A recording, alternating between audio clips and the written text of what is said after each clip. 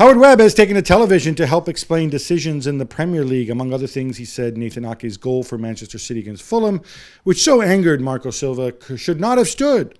How do you feel about Webb going public in this way and the way he looked on TV? So first, I didn't mind it, and he did it in MLS when he was over in the US anyway. But then I watched it, and he's talking about the Onana for United against Wolves, the penalty incident with Kaladzic 4 weeks ago. I'm like, why are you not talking about things that just happened this weekend?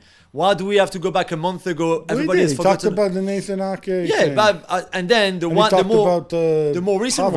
most recent one, they're all pretty obvious. I mean, the Nathan Ake, the surprise would have been him to say, no, that's a legit goal. So I think there's something good about it. It could be better. It should be better. But yeah, it's good that he's talking. Yeah. Gab, as you mentioned, you have a column coming up on the transfer window and the numbers that you've already explained well. What's been the biggest surprise for you in this transfer window?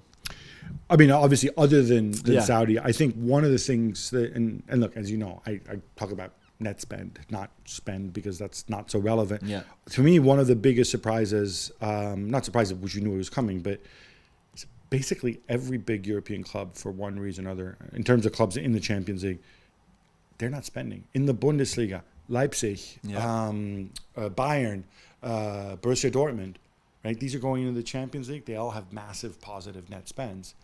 And obviously they all sold a lot of important players. Yeah, but then they also, Bayern still spend 100 on Kane and 50 on Kim. So, but then they still pocketed 50 million. A lot, yeah. It's almost like they're hunkering down for something. Yeah. And I think it's just things going in different directions right now.